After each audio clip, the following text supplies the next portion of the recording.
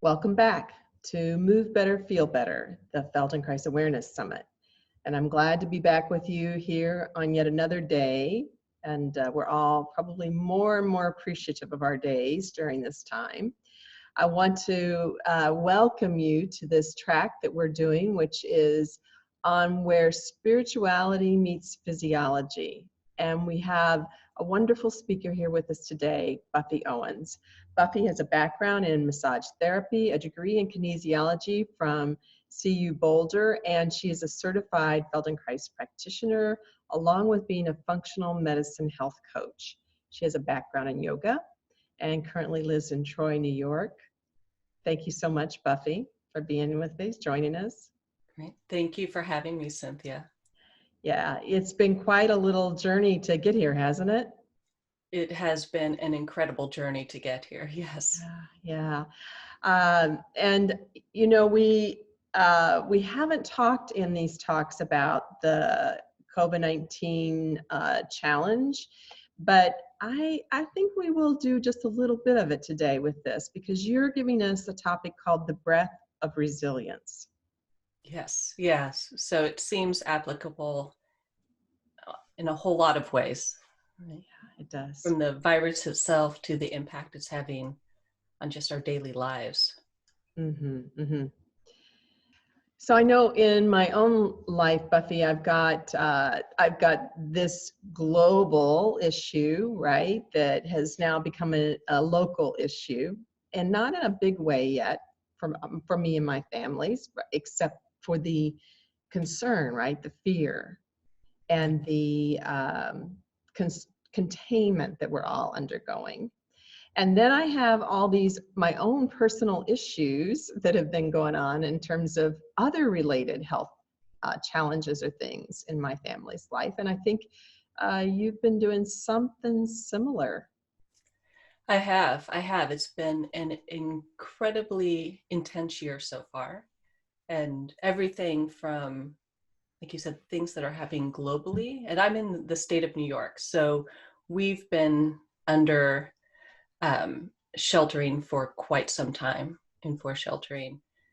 So there's the impact on livelihood. There's the social impact of just not having social interaction, and then dealing with health challenges of family members. And the added stress, not just of their health challenges, but of the little bit of fear that shows up every time you have to go to a medical center. I'm finding is even that instant, just that moment of being somewhere where there's the chance of exposure with somebody who's at a higher risk. Mm-hmm. Yeah, actually, we had that not maybe 2 weeks ago. We were sitting in a waiting area, I mean, packed with people, some of which were quite ill, and made you want to withdraw and not be close to them. Yeah, so it is interesting to watch my own process of fear arising, breath holding. And then we had these more mundane things like you and I have been going through. I think this is our 6th try getting together. Yeah. The sheltering at home and the shift in everybody's work has had a huge impact on the quality of the internet service. So it is one more component to add into the mix. Right? Yeah. And interestingly enough, I have to say, I hold my breath about the same for something that is really, in the scheme of life, pretty unimportant. As this other thing, which is really important, which is the essential underlying health of myself, my loved ones, you, the people around me. Yeah, I find for myself, I almost hold it more in the mundane. Somehow the bigger things almost demands a presence that allows for a consciousness of breath. Mm-hmm. So it's almost like the bigger thing is it draws me more to practice. I think it does too. Actually, we had kind of an emergency in our family a few weeks ago, and it was, it's interesting to watch when you're the one who needs to step in, and there's a kind of slowing down, and you feel yourself getting calmer despite everything around you looking like you should just go into sheer panic, but you know you can't, right? Yeah. And Yeah. you slow down, and there's like this expansion that sort of happens in that moment in which it's your turn to come to the fore and be the adult, be the one who really stays present to hold the space for the best outcome. Yeah. Yeah. Well said. But then for our internet breakdowns that we have, it's like, it's funny. So Buffy, why don't you go ahead and take us on into your actual presentation? I think you've got something to sort of lay groundwork for us, and then we'll come back and chat some more. Perfect. Perfect. So I'm just going to switch over to the presentation. Great. So today's talk is on the breath of resilience, or the resilient breath. And I think it would be nice to start to just think about the last time that something took your breath away. So was it something beautiful and awe-inspiring? Was it intense pain? Or was it something fearful? Something like we've been discussing here with the current events. So our intuition about the potential power of the breath reverberates throughout our language. We refer to the breath in everyday expressions like "this took my breath away" or "don't hold your breath," but rarely do we feel the immediate bodily experience. And breathing is, I think, at its essence, one of the most accurate metaphors for the way that we approach life, the way that we engage with life from moment to moment, and how we inevitably deal with the changes that life brings us. And at the most basic level, breathing is simply breathing in and breathing out. And when our breathing is free and relaxed, we're neither holding nor grasping for the breath. And there's no effort to pull the breath in or to let the breath out. But having a resilient breath requires that we also have a resilient life, just as having a resilient life requires that we have a resilient breath.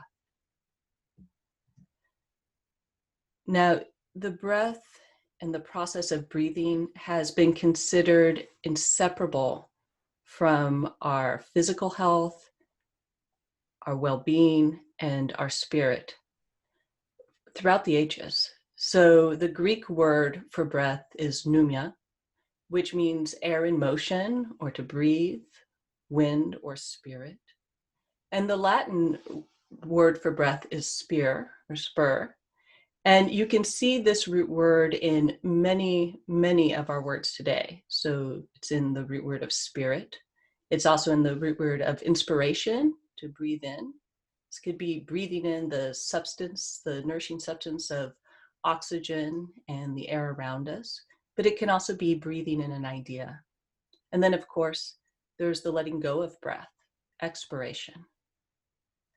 And if we even look further, we see that in Japanese, the word ki represents both air and spirit.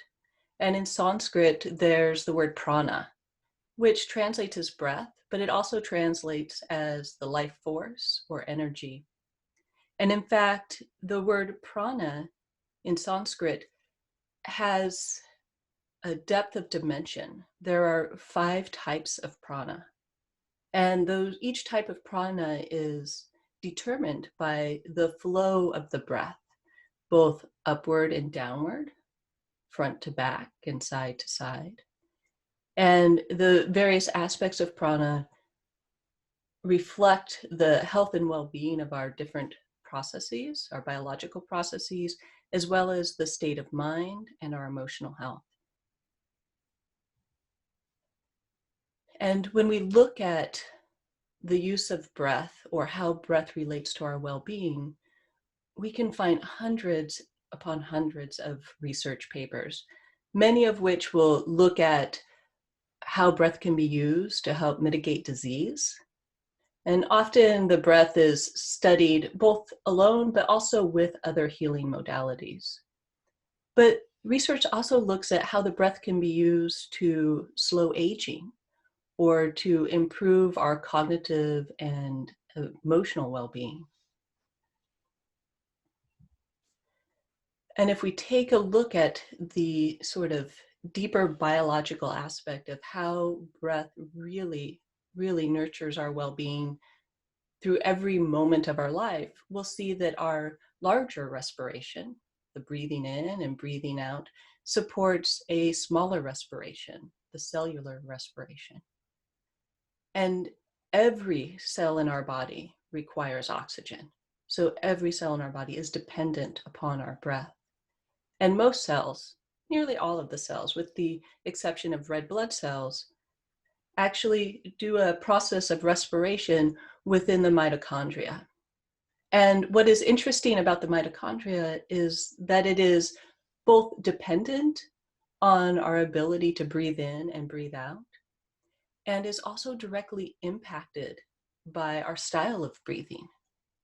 And we'll take a look at that a little later on. So our well-being, as you well know, is also intimately intertwined with our movement. And as we breathe in and we breathe out, not only do we impact the smaller chemical biological aspects of our breath, the metabolic aspects, but we also support many, many systems in our biology. So what you see here in green is actually our lymphatic system. And then the red and blue is part of your cardiovascular system. And each time we breathe in and we breathe out, we help to pump those fluids through our body.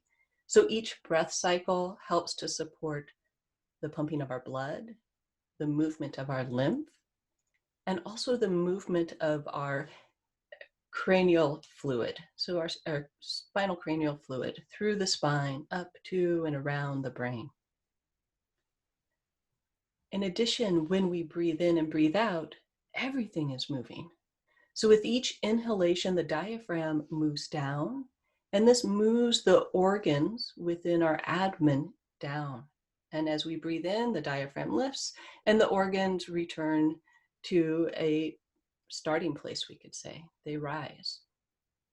And our organs also move left and right and forward and back, but the primary motion is the up and down movement that occurs with the breath. Now, our movements also impact what happens through our skeleton.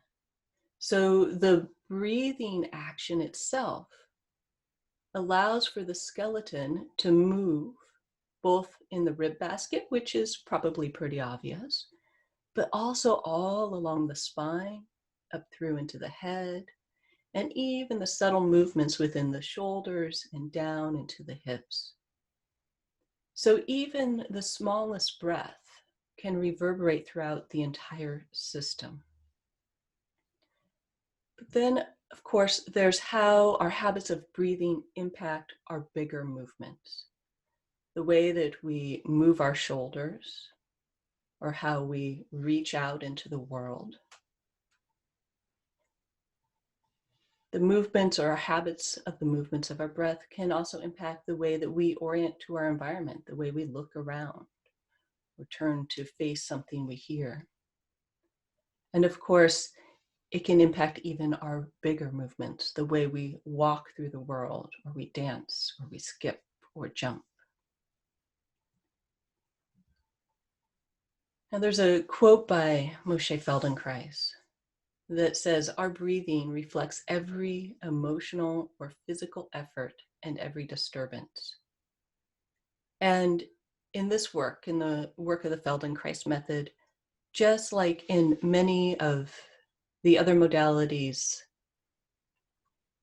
out there, so just like meditation, there is this sort of belief of an inseparable whole, where our movements are not separate from our emotions, not separate from our thinking, and not separate from our sensing. And so each movement informs the way that we feel emotionally, and that includes the movements of the breath. And so one model or one way to look at emotions is to track the arousal. So our state of being either aroused or being calm, or we could say being agitated or being calm, but then also to track whether we feel pleasure or pain. And in this model, which is derived from the affect circumference developed by James Russell, we're taking a look at arousal and pleasure and pain, so positive and negative, we could say. And one reason this model is so inviting is because it really taps into the way that our system utilizes the internal movements to track these aspects of ourselves.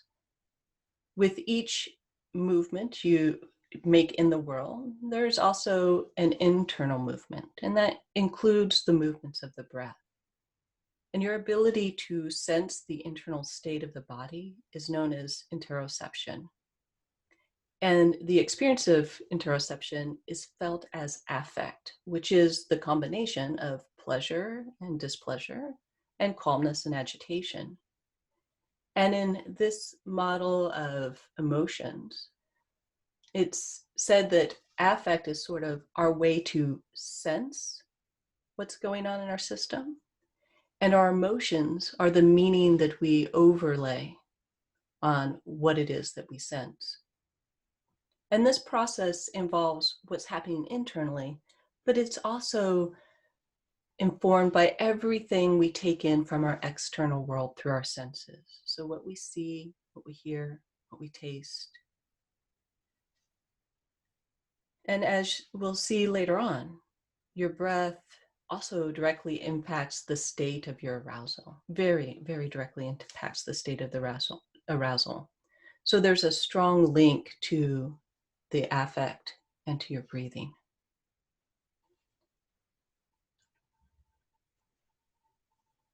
And so what is a resilient breath, right? We've been talking about these different qualities or these different aspects of breath, but what is a resilient breath?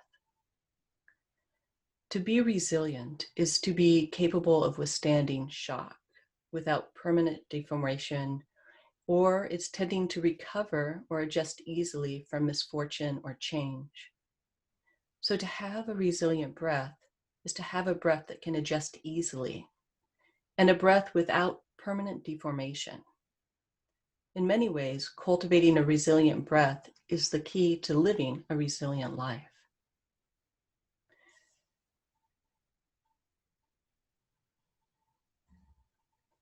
Now, breathing, like the beating of your heart, happens automatically. And because it happens automatically, most people don't give it much attention. So this is where we're going to begin right now.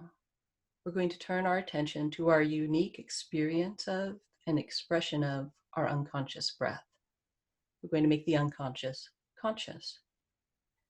And to do that, we'll start with a bit of self-inquiry.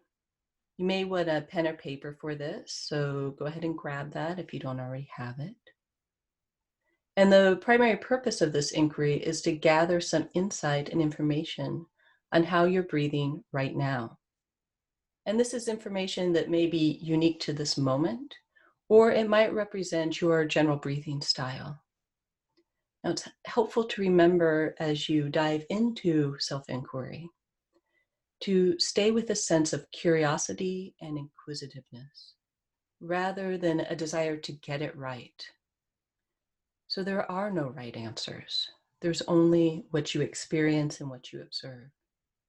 So be mindful of the judgmental mind that discounts small movements as insignificant or unimportant, or that the little voices that might be telling you, you should be breathing this way or that. I really, really encourage you to stay with what is happening right now. So for this first practice,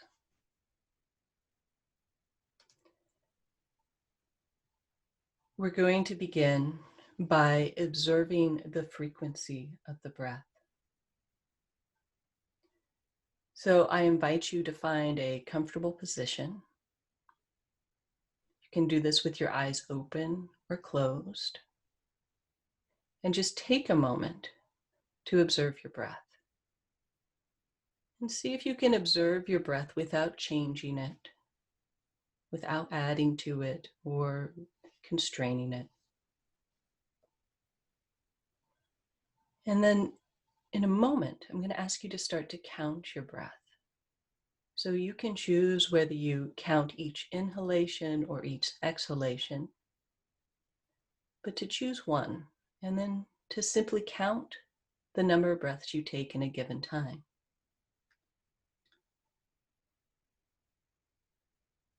So please go ahead and begin. And simply observe your breath as it is.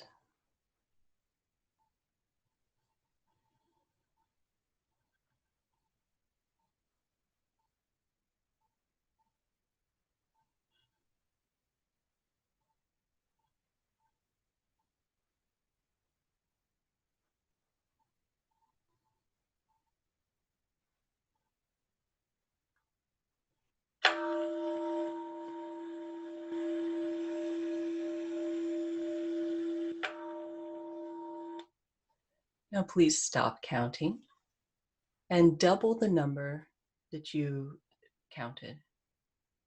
Now you can write that number down. So the number of breaths you took doubled. And this is your frequency of breath over the span of a minute. So you tracked your breath for 30 seconds. And the normal range of breathing, what's considered a healthy range of breathing, is anywhere from 12 to 20 breaths per minute. And so you can notice for yourself where you are in that range, or if you're below or above. Now again, return to a comfortable position. Bring your attention back to your breath and observe what you sense and feel of the movements of your breath.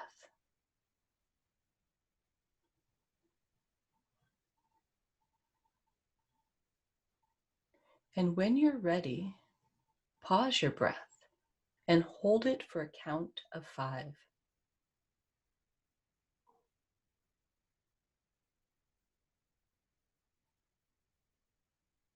And now make a note on whether you paused on the inhalation or the exhalation and write it down.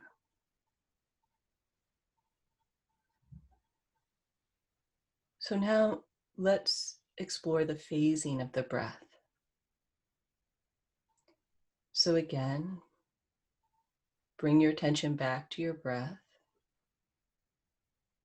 and notice if there's a difference between the length of your inhalation and the length of your exhalation. Are they equal? If not, which is longer and which is shorter? Now, the more you attend to this, the more you might discover that it starts to equalize. So go ahead and take a moment now to pause and write down what you discovered.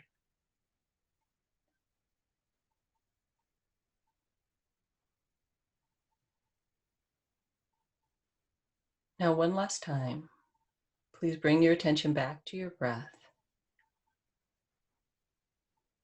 And as you observe the movements of your breath, see if you can start to tune into the origins of the breath.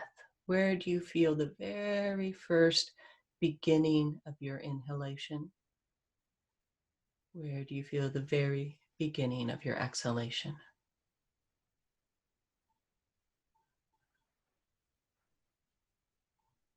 And how does your breathing unfold? Do you feel that your breath is shallow or deep? Does it feel smooth, or is there a bit of staccato in one of the phases of the breath?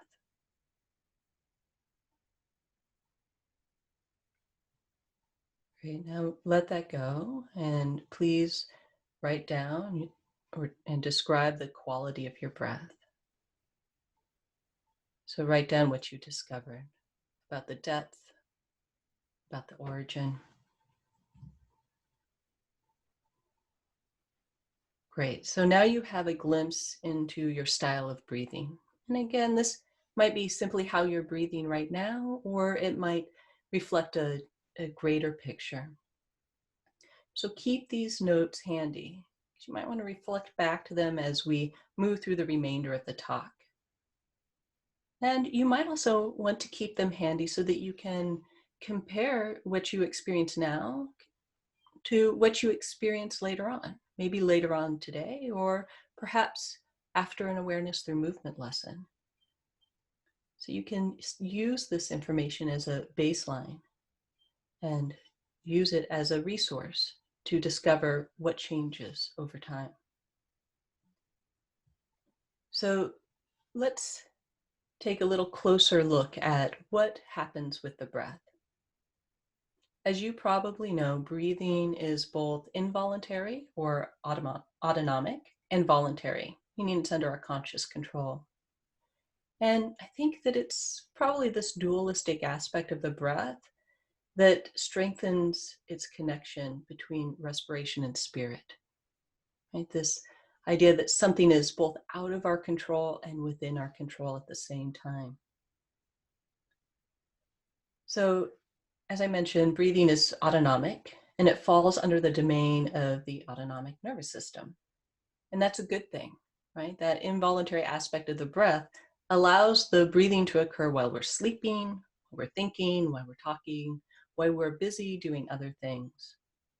And the autonomic nervous system has two main domains, the sympathetic nervous system and the parasympathetic nervous system. And you've probably heard of these before, especially in relation to the fight, flight, and freeze mechanism in both stress and trauma. And so as your autonomic nervous system receives information about the body and the external environment, it responds by stimulating bodily processes, usually through the sympathetic division, or it inhibits processes, often through the parasympathetic division. And when it comes to breathing, there are a few ways that our system gathers information. And probably the strongest aspect of gathering information is through chemical feedback. So the tracking of oxygen and carbon dioxide, as well as the pH balance. And there are two main nerves that are involved with this. Cranial nerve number 4, which is the glossopharyngeal nerve. And the interesting thing about this cranial nerve is that it also innervates with the back of the tongue, and it plays a role in our sense of taste. And then there's also cranial nerve 10, the vagus nerve, a nerve you've probably heard something about. It's a wandering nerve that innervates many, many aspects of our inner world. And both of these nerves feed back into what we could call the respiratory center. It's a variety of places within the brainstem. And beyond the chemical feedback, there's also mechanical feedback from the mechanoreceptors. And these are receptors that sense pressure and stretch. And as you see here, there are a variety of places that maintain mechanical receptors. And the interesting thing is that much of that feedback is hitching a ride both through the vagus nerve and through the glossopharyngeal nerve. So your body is gathering information from your blood vessels, regulating your blood pressure, using that as feedback. It's also gathering information from your GI tract, so how distended your gut might be, as well as information from your lungs. And then there's a third nerve that is involved with monitoring the respiratory process, and that's the cranial nerve number 5. And this nerve is in the nose, and it's a nerve that innervates so much of the face, from the eyes to the ears to the mouth, our facial expressions. It's a very, very intricate nerve that is a big part of how we express ourselves in the world, as well as how we take information in. Now, as I said, we also have the ability to consciously control our breath. And this conscious control happens more in the cerebrum portion of our brain, enlisting areas like the sensory and sensory motor cortex of the brain. Now, if we take a moment to dive in and break down the parts of the breath, we can start with looking at the inhalation. And the inhalation is actually governed by our sympathetic nervous system. And one thing I want to say about the sympathetic and parasympathetic nervous system is they are equally important. We hear a lot about how sympathetic dominance can be harmful to our health. And that's true. Too much of anything can be harmful to the health. Too much parasympathetic dominance can also be harmful to the health. So what we're really after is a balance between the sympathetic nervous system and the parasympathetic nervous system. And a beautiful place to observe this balance is in the breath. So when you breathe in, when you're inhaling, that is happening under the sympathetic aspect of your nervous system. And in yoga, in pranayama, there are practices specifically designed to encourage the sympathetic portion of the nervous system. There are practices like the bellows breath and the breath of fire, where you're breathing vigorously. And those practices can be very useful. Right? They can be useful for burning off habits or karma, but they can also be useful for increasing our arousal. And so sometimes it's beneficial to increase our arousal. Now, in other meditation practices, for instance, in Zen, there's less of an influence on cultivating a sympathetic aspect of the breath, but there is this sort of non-judgmental aspect of just simply being with the breath. And there's a quote by Shunryu Suzuki Roshi that reads, "When we practice Zazen, which is the act of meditation, our mind always flows with our breath." Or the mind always follows our breath. And I think this is an interesting quote to consider, because when we are consciously practicing, we can direct our mind towards the breath. But in everyday life, our breath will often also follow our thinking, right? So thinking is a quality of mind. And so what we think can impact our breath. Now, when it comes to well-being, like I said, there's having the balance of the sympathetic and parasympathetic nervous system. There's having the capacity to breathe in a powerful respiration to nourish all of the cells in our body. But interesting enough, the inhalation itself also plays a key role in increasing the cranospinal fluid pumping to the brain, and especially in what's called forced breathing. And forced breathing is really when our breathing style is vigorous because it's responding to running or hiking up a hill. And this increased pumping of the cerebral spinal fluid is something that is really wonderful for helping to nourish the brain, to bring more oxygen and nutrients, which is required when we're doing an activity that's more vigorous. But it's part of the mechanism that they believe also supports maintaining cognitive function over a lifespan. And to just return once more to the wheel of affect, right? Looking at this aspect of the wheel, which is higher arousal. And again, the higher arousal comes along with our sympathetic nervous system.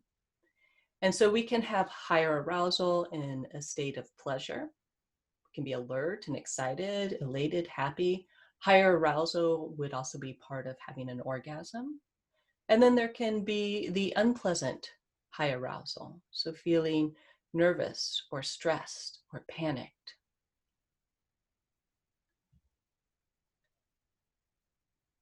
And so let's take a moment to also observe the movements of the breath. So when we're inhaling, With a relaxed inhale, there's really two muscles that are involved. There's the diaphragm, and then a supportive activity from the external intercostal muscles. However, there are times in life when we have to move beyond a relaxed breath, right? Times of exercise. And then there's also times where perhaps our habits of moving are impacting our ability to simply use our diaphragm with ease.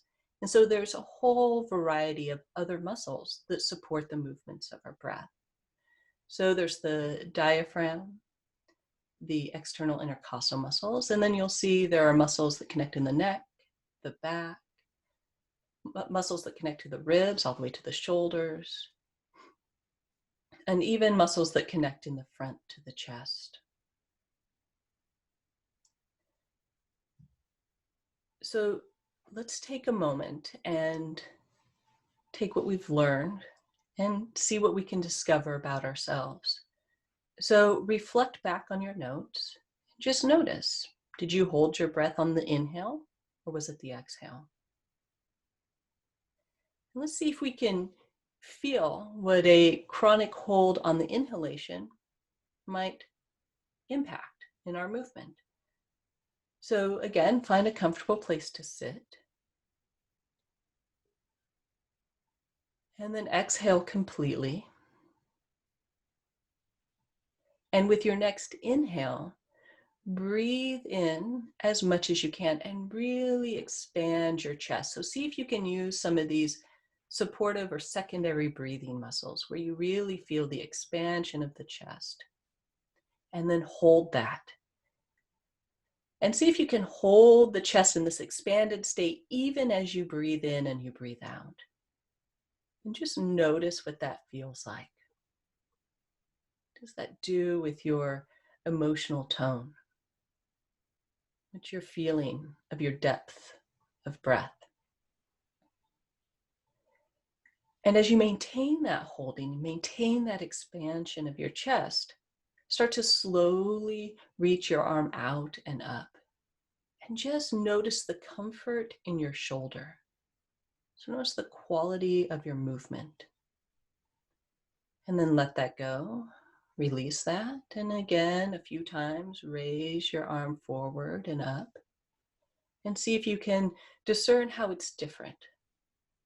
Is there a different quality of action when your rib basket is free?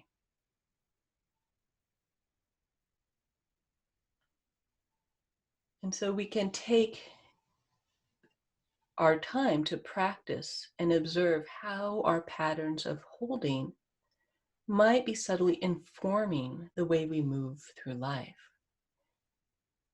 And awareness through movement, as well as meditation, are wonderful, wonderful places to really harness your skill and practice. So now let's move on to the exhalation. And the exhalation is governed by the parasympathetic nervous system. And in fact, when you exhale, the act of breathing out in a relaxed state is really the inhibition of the diaphragm and the external intercostals. So when you have a truly relaxed exhale, there is no effort. There is no action or activity other than letting go. And in yoga, there are, of course, many, many practices that help to stimulate the parasympathetic aspect of breathing. So there are practices like the 2-to-1 breath, which is something you may have heard about. It's a practice that has found its way into the world of relaxation and self-regulation.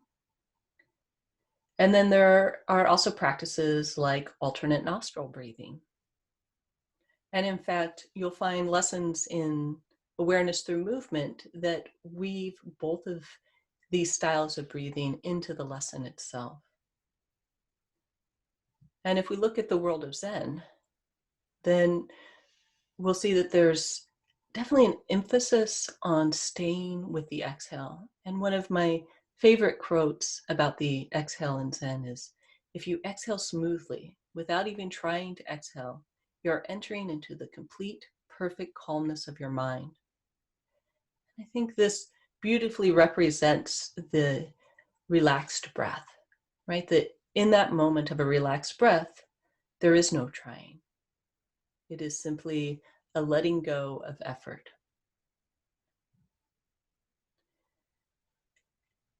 And in the world of research, looking at health and well-being, there is a plethora of research looking at using the breath to cultivate this parasympathetic response as a way to reduce stress, to lower blood pressure, to improve cognitive function. And perhaps some of the most interesting research is looking at the relaxed breath as a means to actually nourish the mitochondria, meaning it actually slows down the aging process. It keeps the mitochondria healthier for longer. Now, on the other end of the affect wheel, we've got the low arousal aspect of affect. And so just like the high arousal, there is the pleasant and unpleasant. And when we're in a pleasant state of low arousal, we can feel very calm and relaxed and content. And when we're in the unpleasant, we might feel depressed or fatigued or even sad.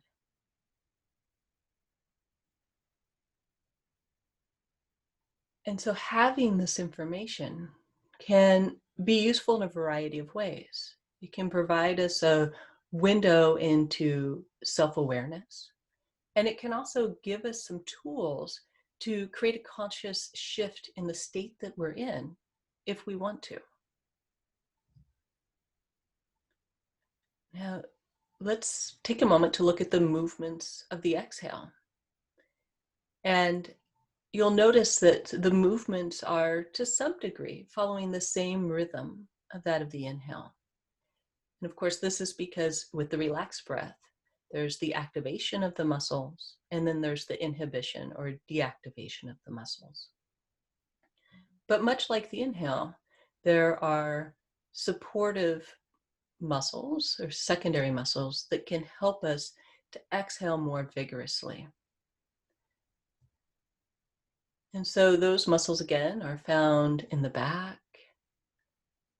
They're found deep within with the inner intercostal muscles. The abdominal muscles also play a big role in our capacity to exhale. And so breathing is really this dynamic process of very specific muscles, but then also of a larger group of muscles that make up a large portion of our torso, our core self. So let's experiment with our exhale. So please, again, find a comfortable position. Begin to direct your attention to your breath.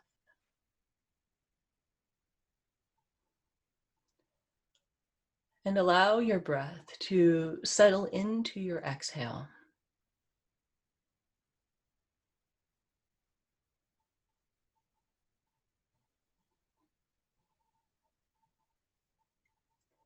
And with your next exhale, exhale as fully as you can.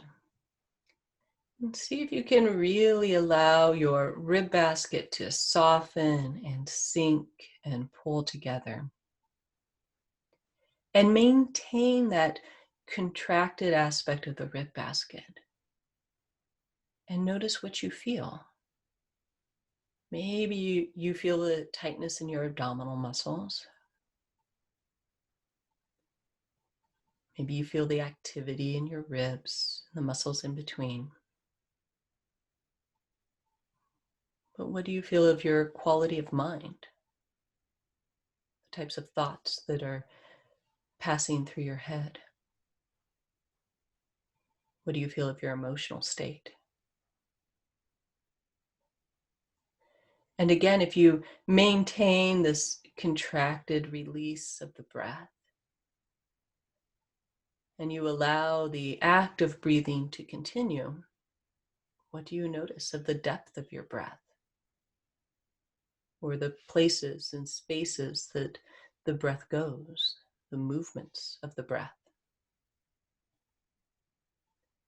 And maintaining that contracted exhale, again, reach your arm out and up and feel the quality of movement in your shoulder and your neck. And then let that go. So release the holding and again, reach out and up and notice what's different.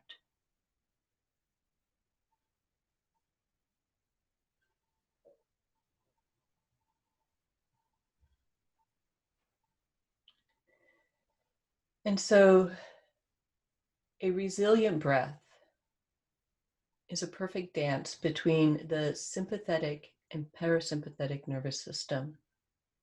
It's also a breath that's uninhibited and not bound to any particular emotional tone or habits of moving or holding.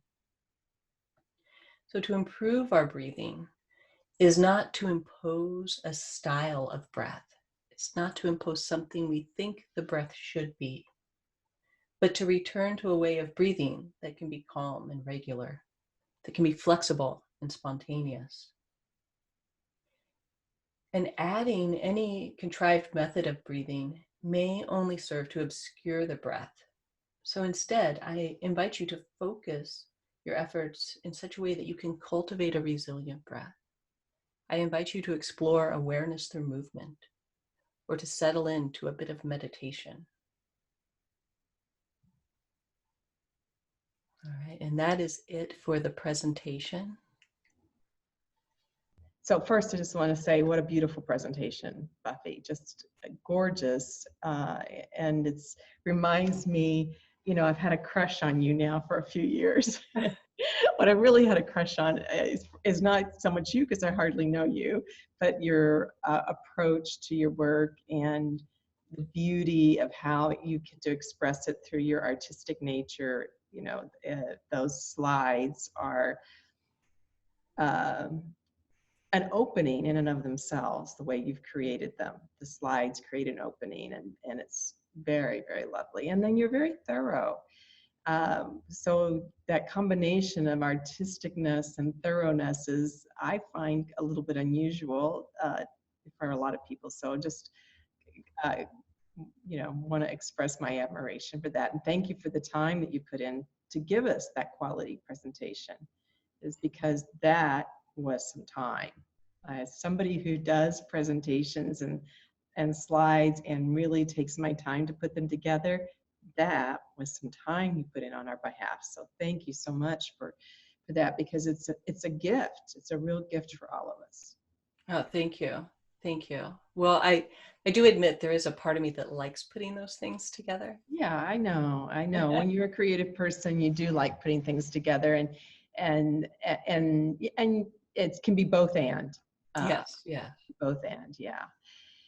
So I mean, there's just so much in there for me to want to follow through on. But I think what I want to do a little bit more with is perhaps teasing out the connection to spirituality.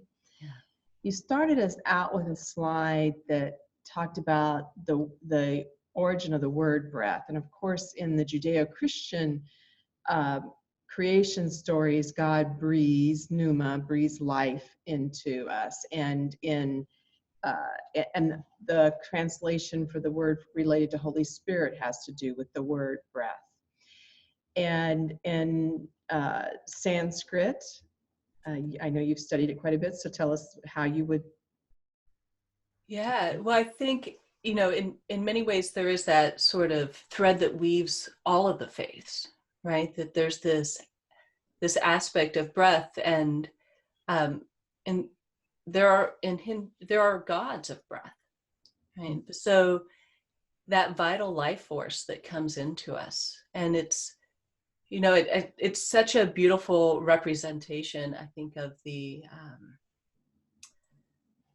sort of elusive spirit, right? This thing that connects us to everything, no matter what the faith. Is it God? Is it nature? But there's the spirit that runs through everything, and in many ways, the breath is like that, right? We breathe in the whole world, Yeah, and we breathe it out, and it's sort of a profound to think about the amount of time that has been going on.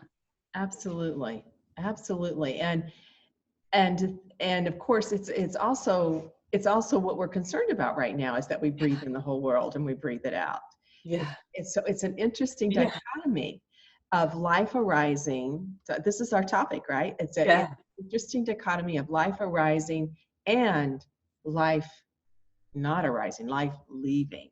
And Yeah. so in each breath, there is a moment of life arising and in a way, life leaving.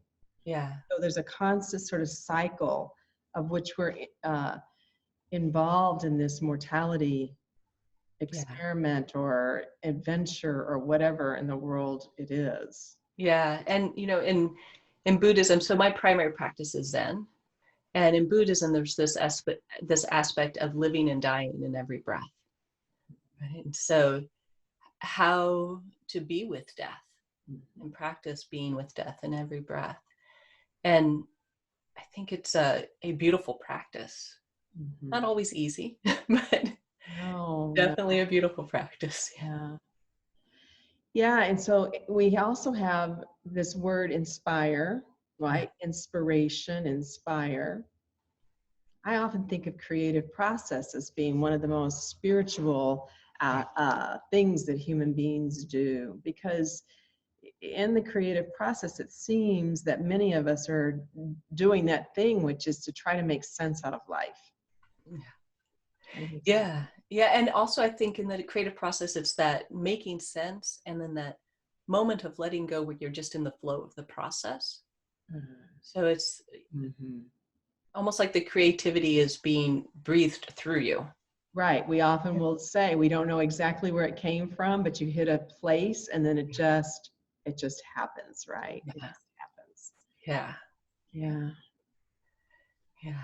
I'm kind of curious too about in your high pleasant arousal, low pleasant arousal. Well, maybe we should start with when you have unpleasant arousal, either high or low. But that, of course, is going to make for a very different experience from moment to moment, but also a different way in which we make sense out of the world. Yeah. Yeah. Yeah. I think it absolutely gives us a lens to look through. Mm-hmm. Right. I think it feeds back into that whole, like, you see what you think about and what you feel, right? So in those moments when we're really sad and depressed, we typically don't naturally conjure up the happy events in our lives. It takes some effort to do that, right? We have to be intentional about it. And so it can be a really interesting thing to think about, um, that kind of that negative aspect of valence and the low arousal, and how that might color a longer period of our life and every decision that we make from there. And I think in terms of the breath, it can be incredibly interesting because if we have a habits of breathing or breathing style, or even if we're breathing a certain way because of things that are going on, we might have pain, we might have disease, and it continues over a period of time. Like, how is that then informing the way we see the world and the decisions we make about how we interact with the world? And, to me, it's always a very interesting question or self-inquiry as to, like, maybe it's a sense of motivation, but it's the idea that we can take the same action, sort of like in awareness or movement, where we might play with our intention, right? We can do the same movement, but the intention we bring into that movement changes both our experience of it and the expression of it. even though it's the same action. And I feel like our affect does the same thing. Yeah, it just really pulls forward, I think, the intertwinedness of what's happening on the outside, what's happening on the inside, how we think about our place in the world. So if we define spirituality as how we think about our place in the world and why we're here, um, then whatever the religious practice or spiritual thing and way in which people engage becomes their thing. But there's just, it's just impossible. It's like a big ball, Yeah. and what we're taking is this one thread out of this big ball, eh, called breath, and we're saying we could use that to influence this ball. Or Yeah. we could use the movement to influence the ball, or we could use our thoughts to influence the ball. Yeah. And then there's the reality that they're all happening at the same time, right? So then it's a matter of where we put our attention. Do we put it on the movement, on the breath? Um, yeah.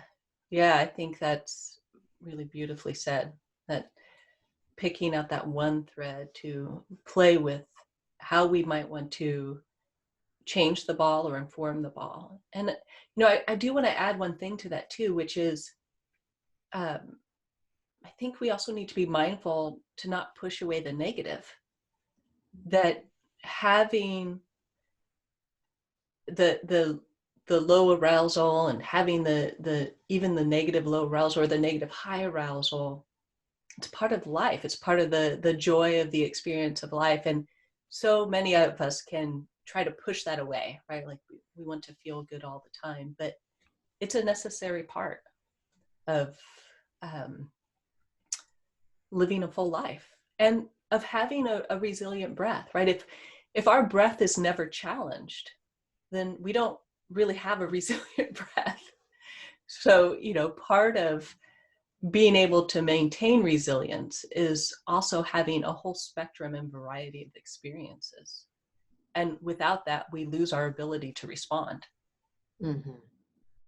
Yeah, thanks for saying that. I'm just thinking about someone who just wrote in a comment that said she was really struggling during this time. She said, "I know I'm actually safe right now, but I don't feel that, right? I don't feel that. I'm so scared." And so I think it is true. We need to recognize and feel our negative feelings. I don't even like the word negative. I think they're natural. I don't want to say that. They're natural feelings that arise under times where we don't know what's happening, or times of particular stress or loss or grief. Yeah. But it is also very important to have some kind of tools to help us not stay there day after day after day. I mean, in some cases, I think one of the things that I'm always interested in is funerals, for example. Mm-hmm. Funerals have a kind of flow in them, at least the ones that I go to. And there is a deep pain, and then there's laughter, and then there's deep pain, and then there's laughter, and then there's deep pain, and then there's laughter. And so I think what we're looking for is something very similar to the inhalation and exhalation, and not so much a long-term holding pattern so that the breath is very constrained in its so-called expandedness, Right. or constrained in its so-called compression. We're looking for some kind of flow between. Yeah. Yeah. Yeah. And I love that correlation with the funeral, right? That sort of celebration of life and then sadness at the loss of life at the same time. Mm-hmm. So that celebration and appreciation, and then the loss, that which is that inhalation, right? That breathing in the life, and or inspiration rather, and then the expiration, the letting go of life. Yeah. I'm also kind of curious about this, how breath supports the ecstatic dance as an expression of spirituality, or how breath supports a meditator. Yeah. Right? These are two kind of extremes, really doing something very similar, which is altering their state for ability to receive. Yeah. Yeah. Yeah. And I think, that's the same with like the aspect of pranayama, right? There are practices that really demand a more vigorous breath with the intention of disrupting the habits of breathing. And then those that really calm things down. And I think all of them have that shared aspect of like getting back to a resilient breath, to have a breath that's free and spontaneous and that can respond to the task at hand. So I think it is a wonderful way to see all the different ways that we can play with freeing the breath. Mm-hmm. So I know you've studied, as you said, Zen meditation, you've studied yoga, you've studied the Feldenkrais method. So how would you say they deal with breath in differently or the same, or what's up there between all these three things? Yeah, I would say the same and different, right? At the same time. I mean, I think at the core, it's the same. There's this aspect of not grasping, not holding, and not pushing away. And there's this quality of really bringing our attention, our awareness to breath in a non-judgmental way. And there are some differences. For me, Zen and Feldenkrais maybe have a little bigger overlap, in part because there's this aspect of, I guess this bigger aspect of being with the breath and learning from it, learning with it.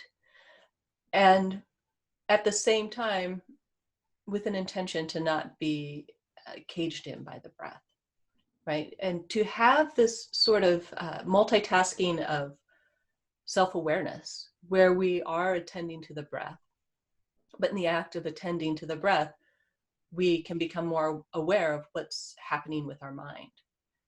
And of course, in Feldenkrais, there's the overlap of movement. So we start to really tune into how the breath is influencing our movement and how our movement is influencing the breath. And then there can be the intention to separate the two.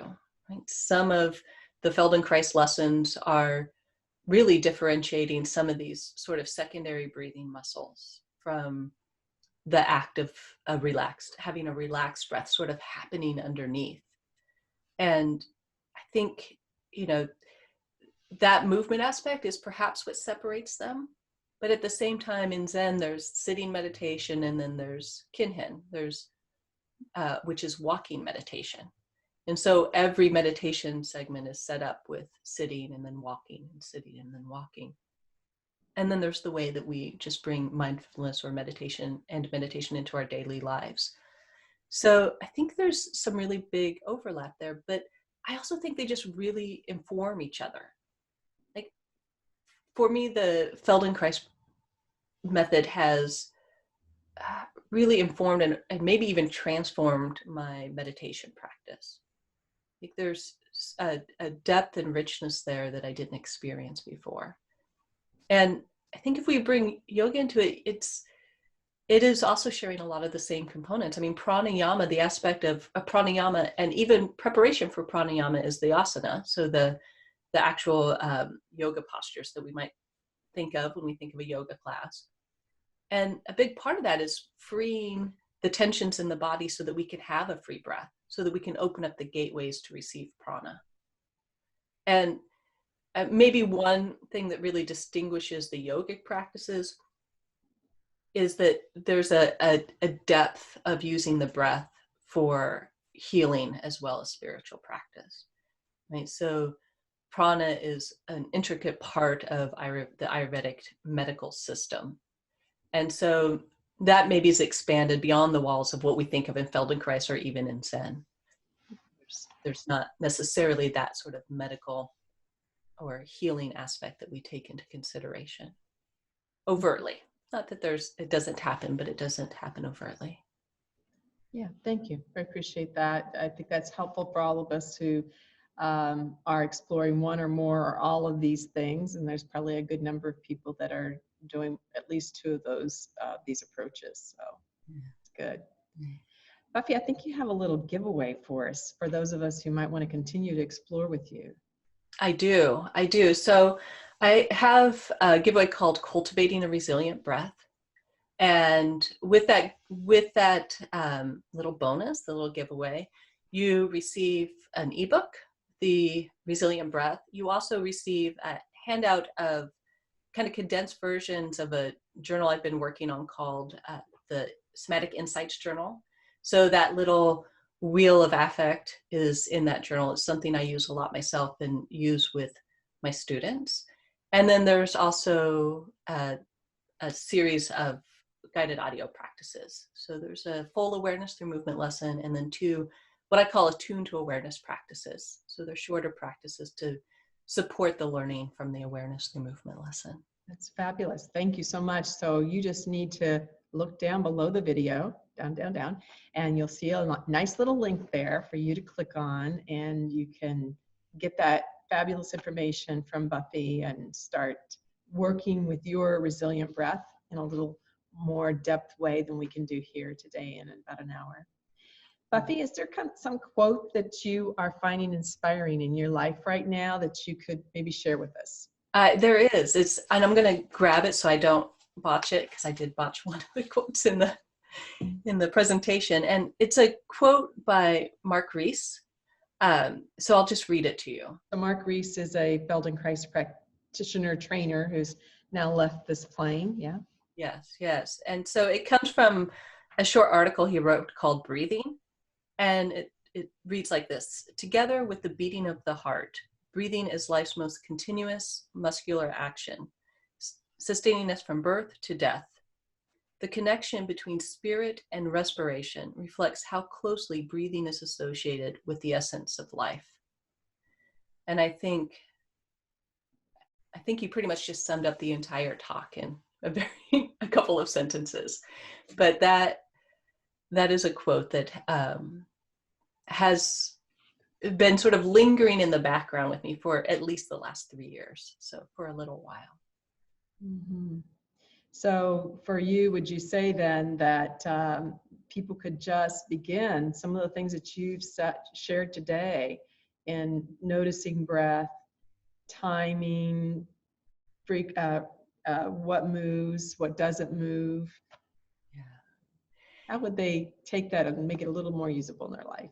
Yeah, I think taking those 4 aspects that we explored today, so the origins of breath, right, the movements of breath, the phasing of breath, how long you're spending in the inhale or the exhale, which is a way of also sort of navigating how long we're staying in the sympathetic or the parasympathetic.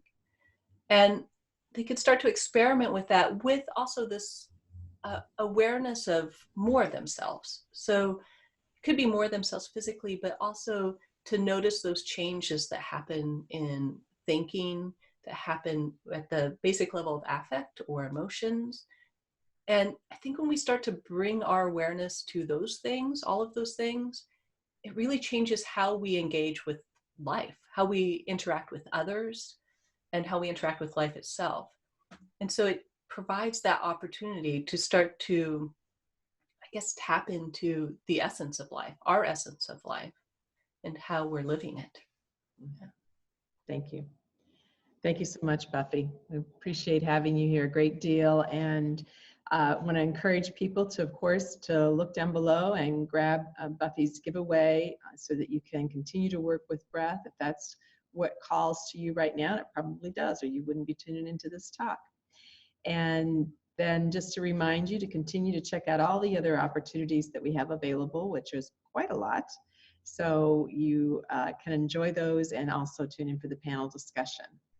Thank you, Buffy, for being with us. We appreciate it, and may you and I and everyone else keep breathing in the air with confidence that we're all going to be okay or able to recover, be resilient. Be resilient. Yes, great. Thank you, Cynthia. Thank you. Goodbye from both of us.